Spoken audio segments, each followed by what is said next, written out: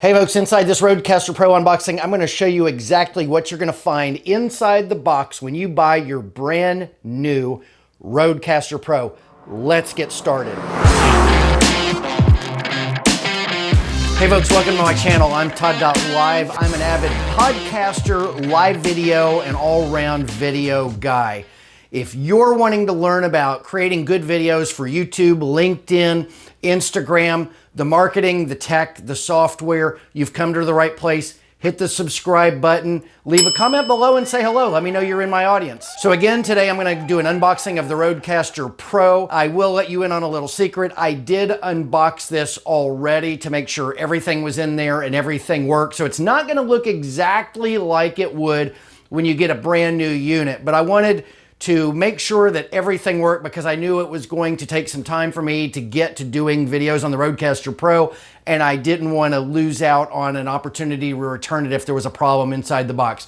So I have checked everything out. It's working great. I've repacked it. We're going to unbox it, take a good look at it. At the end of the unboxing, I'm going to give you a quick tour of some of my favorite features along with some of my thoughts on why this unit makes a great selection if you're a new podcaster, a seasoned podcaster, new at live video, new at video, doesn't matter, new or old, this thing is awesome. Let's get started. All right, so when you first pop open the seal, okay, you're gonna open the lid of your brand new Rodecaster and you're presented with a foam packaging piece, okay? We can discard that. Directly underneath that though is the manual, the Rodecaster manual, and the manual consists of a few cards, okay? They're double-sided and have a lot of the information about the Rodecaster on these cards, but just so you know, there's a lot of hidden features that these cards don't discuss, and in future videos, I'm gonna go into exactly what those features are. Now, when it comes to these cards, again, they're not complete, okay? I do think that they did that on purpose because it's very intuitive, the Rodecaster Pro, and it's fun, right? It's fun to dig into it and discover what this thing offers. So, you know, it's a little incomplete, not disappointed in that at all because I've had a lot of fun myself figuring this thing out, and I think you will too. So under the foam packing and under the cards, you find the Rodecaster Pro. What's a shame is they couldn't find a way to have this thing powered for you already. So when you open the box, it trips a little switch, and in all its glory, it's lit up and ready for you to see because this machine is brilliant when it's all lit up. You'll see that in a minute. Now, actually, when you pull this out of the box, all of these sliders are gonna be all the way down, and these knobs are gonna be all the way down as well. But these are settings that I like, and like I said, I wanted to try this unit first before I ran out of time to return it in case there was a problem. Under the Rodecaster Pro, you're gonna find a white box. And inside that white box are typical things that you're gonna find in any sort of electronics, okay? You've got the power cord, okay?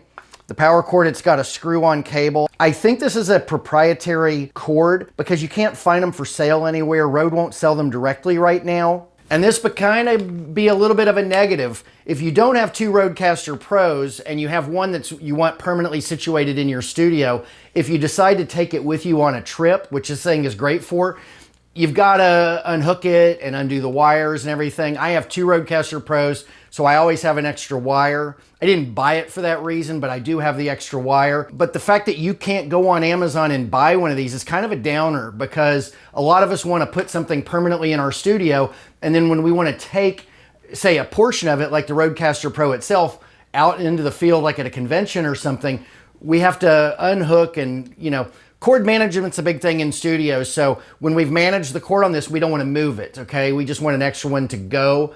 So it is what it is, folks. But there's plenty of length here to work with. So if you have it in your studio or if you take it with you when you travel, you're gonna have plenty of length so that you can put your Rodecaster Pro just about anywhere you want. Also inside the box are some handy dandy little cards that are like dry erase. So you can write on them with a dry erase marker and wipe them off. But this is so you can label the buttons on your Rodecaster Pro so you know what jingles and sound effects you've got going. Also inside the box is a USB cable, okay? This end plugs into your computer and this end plugs into the back of the Rodecaster Pro. It's very easy. You plug the Rodecaster Pro into the wall with the power, and then you plug this into your computer and the other end into your Rodecaster Pro, and you're up and running fast. So folks, that's pretty much it inside the box. Your Rodecaster Pro, the power cord, the USB cord, the DryErase cards.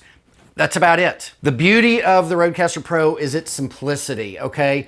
This thing turns you into a broadcaster, whether it's podcasting, live video, recorded video, whatever. This thing turns you into a broadcaster really quick. So as I promised, I'm going to give you a quick tour of some of the Rodecaster Pro features, as well as a few thoughts about what I think about the Rodecaster Pro, what I think about these features, and why I think it makes a great unit for your broadcast studio. So first off, let's power it up and look at this. It has a gorgeous screen. Look at all these colors, okay? This is the Rodecaster that I haven't set up yet, aside from the dials and just testing it out. These are the buttons for your sound effects, for your jingles, for whatever you want to program in there. These are the sliders that control the volume going out. These are buttons that control muting individual channels or isolating channels. These dials also control the volume going out to the headsets. And of course, you can see everything happening here. I don't have a microphone plugged in right now, so there's no action on this sound board. You can go into the menu system and you can tweak the audio. You've got 4 channels, 1, 2, 3, and 4. You can tweak them there. You've got USB input, which is coming from your computer. You can bring in your phone through, I think you can do through USB, but you can also do through Bluetooth, of course. So you can manipulate your channels there.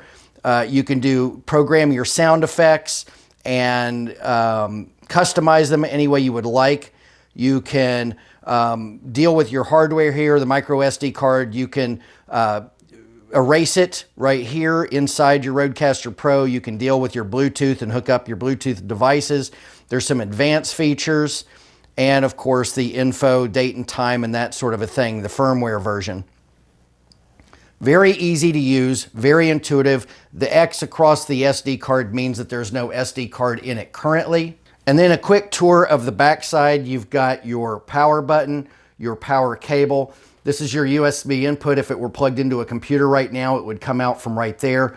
You can put your micro SD card in right here. You can run lines out to speakers or headsets on the back of this. You can plug a phone directly in.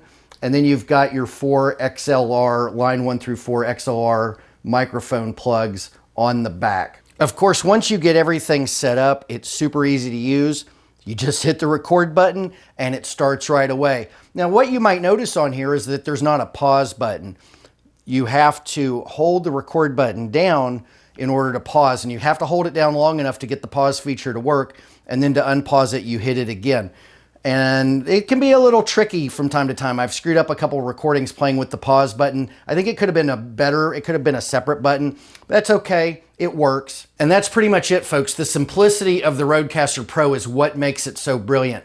I had a mountain of equipment to get the same audio results that I do with the Rodecaster Pro by itself. I had a mixer, I had a condenser, I had a compressor limiter gate all in one. I had all sorts of pieces of equipment and cords. When I introduced the Rodecaster Pro to my studio, it simplified everything. This thing is brilliant. It gives you great sound. It does everything you need it to do right out of the box. Now, in future videos, I'm going to be sharing with you hidden features, how I use it, other tips and tricks that I've learned from using this thing. I've recorded probably 600 podcasts with it. Maybe not 600, maybe more like 400. I had 2 daily podcasts and I used this thing for a long time.